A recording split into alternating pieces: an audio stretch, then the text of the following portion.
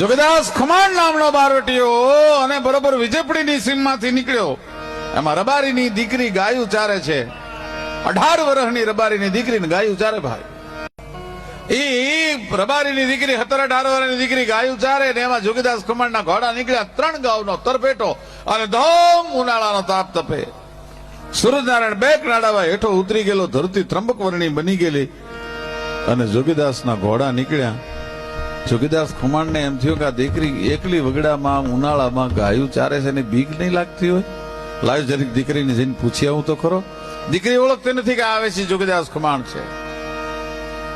દીકરીની બાજુમાંથી ઘોડી લે અને જોગીદાસ ખમાણે એટલું કીધું કે બેટા વગડામાં એકલી અટાણે ખરાબ બપોરે તું ગાયું ચારસ, બીક નથી લાગતી? અને તેથી સૌરાષ્ટ્રની દીકરી બહુ સરસ બોલી. એણે એમ કીધું કે બાપુ જોગીદાસ ખમાણ જ્યાં સુધી બારવટે છે ત્યાં સુધી કોના બાપની તાકાત છે સૌરાષ્ટ્રની બેન દીકરીની સામે ઊંચી નજર કરી શકે?